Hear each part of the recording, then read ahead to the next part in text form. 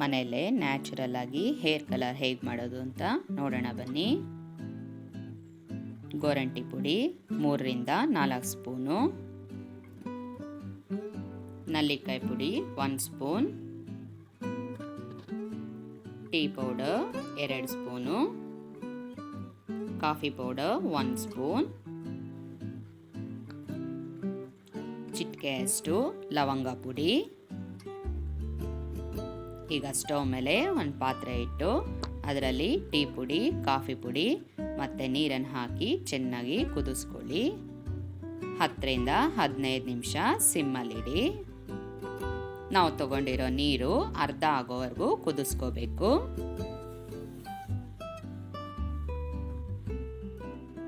ಈಗ ಇನ್ನೊಂದು ಬಾಟಲ್ ತಗೊಂಡು ಅದರಲ್ಲಿ ನಲ್ಲಿಕಾಯಿ ಪುಡಿ, ಗೋರಂಟಿ ಪುಡಿ 3ರಿಂದ 4 ಸ್ಪೂನು. ನಿಮ್ಗಿನ್ನೂ ಜಾಸ್ತಿ ಬೇಕು ಅಂದರೆ ಇನ್ನೂ ಜಾಸ್ತಿನೇ ತಗೊಳ್ಳಿ. ಚಿಟಿಕೆಯಷ್ಟು ಲವಂಗ ಪುಡಿ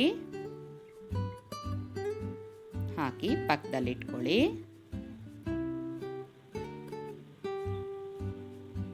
ಈಗ ನಮ್ಮ ಡಿಕಾಕ್ಷನ್ನು ರೆಡಿ ಆಗಿದೆ.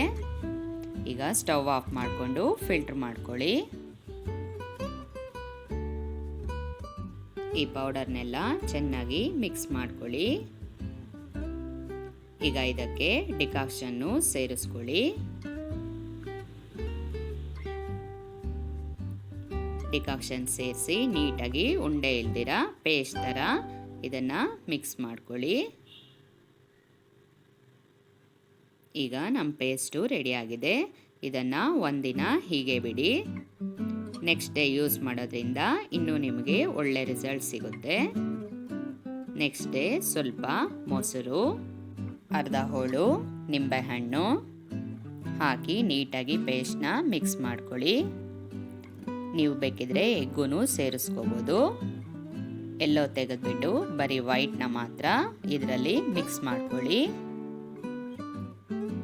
ಪೇಸ್ಟ್ನ ನೀಟಾಗಿ ಮಿಕ್ಸ್ ಮಾಡಿ ತಲೆಗೆ ಅಪ್ಲೈ ಮಾಡಿ 45 ಮಿನಿಟ್ಸ್ ಹಾಗೆ ಬಿಡಿ.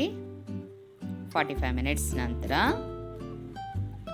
ಪ್ಲೇನ್ ವಾಟರಿಂದ ನೀಟಾಗಿ ವಾಶ್ ಮಾಡಿ.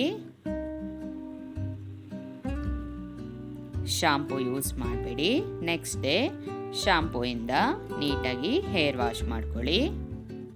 Thank you.